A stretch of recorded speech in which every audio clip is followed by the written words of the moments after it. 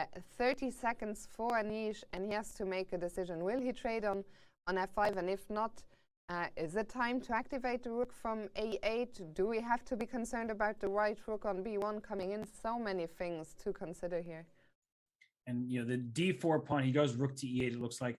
The d4 pawn could be captured had the bishops been swapped on f5 and the queen gone here, but that was not a good decision because the queen needs to stay on the 7th rank. Otherwise, a rook lands on b7. And we just see the evaluation bar go nearly level at this point, Fiona. I'm not sure what the move is. I don't think bishop takes h7 looks that great for white. The queen could take and head into e4. So there's a move here for Fabiano.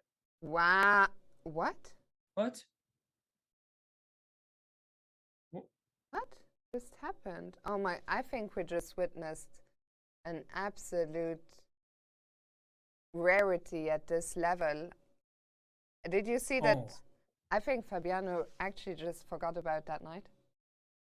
Oh my goodness. He just forgot the knight could hop backwards like that. I mean, he just wasn't looking at the knight. He was looking at the knight, maybe defending e3, hopping in d2 earlier, and he puts his rook on b6, and it's just a blunder. And these things happen when you're so nervous. You've been making all sorts of moves with, a minute on your clock, and after rook b6, knight takes b6, the game is just over. Oh my goodness. I mean, this is really, really tragic, and you got a feel for Fabiano. He did such a great job holding on to this difficult position throughout the time scramble. And then at the last hurdle, move 40, we were wondering, the bar had just come back to more or less even. And then Fabiano playing this move, rook b6, which was just a complete oversight, a blind spot.